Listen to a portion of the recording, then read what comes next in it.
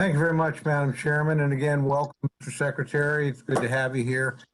Um, I have some big questions I want to ask you, but I've got something that's important to me personally. It's smaller and more targeted, and want to give you an opportunity to respond. I know that you and I, and certainly the chairwoman, agree that our nation's students need more and better civics education. I'm deeply concerned by a Federal Register notice published last month by your department proposing competitive priorities for the national programs in civics. That proposal actually triggered just a blizzard, at least in my office, of bipartisan, and I want to stress bipartisan, critical response.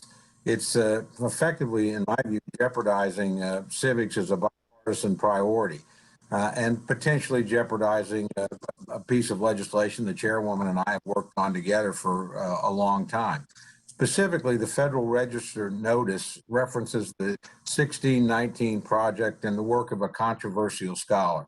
These references have politicized civic education, whether intentionally or unintentionally, and created an impression that the administration cannot be trusted to promote civic education in a bipartisan, non-ideological way.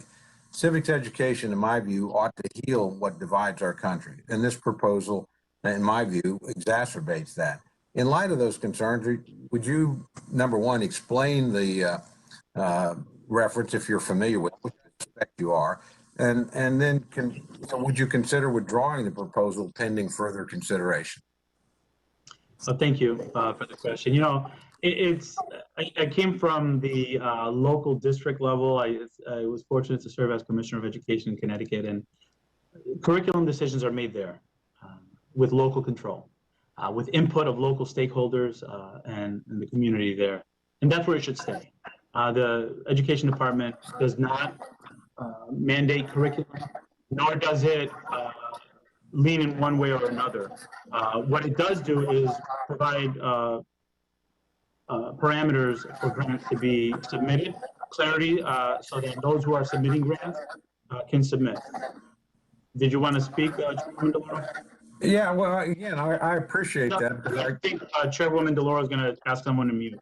Yes, if I can, please, we're trying to, whoever is unmuted, please mute so that we can hear the testimony and the questions. So, Congressman Cole, I'm going to be quick because I see your time is ticking. But I do feel, listen, I've been an educator for over 22, 23 years. It's critically important that our educators have voice in developing curriculum, because we know that curriculum should serve as a window and a mirror and a sliding door into their own experiences and other experiences, as Dr. Rudine Sims Bishop has taught us in education. So curriculum does a lot more. What it does is engage students, and students should always see themselves in curriculum as well. So I welcome seeing states come up with creative ideas on how to have students be seen in their curriculum, but do so in a manner that builds community. Educators can do that. We can build community under one flag by doing this, and I have complete confidence in the educators across the country that they can get it done. Sue, I used to be one, and my son's a public school teacher, so and I appreciate your remarks, by the way, honoring our teachers. But, you know, I am worried when something, and I agree with your statement, we should not be dictating curriculum at the federal level. That's not our role, it's not our responsibility. But when I see grant standards laid out in the 1619 project, which, you know, we can discuss at length, but it's very controversial. And I see a scholar, respected scholar, I'm sure, but again, controversial scholar. And those are sort of laid out. The impression left is, okay, we want a particular version or particular kind of civics taught, and we're dictating.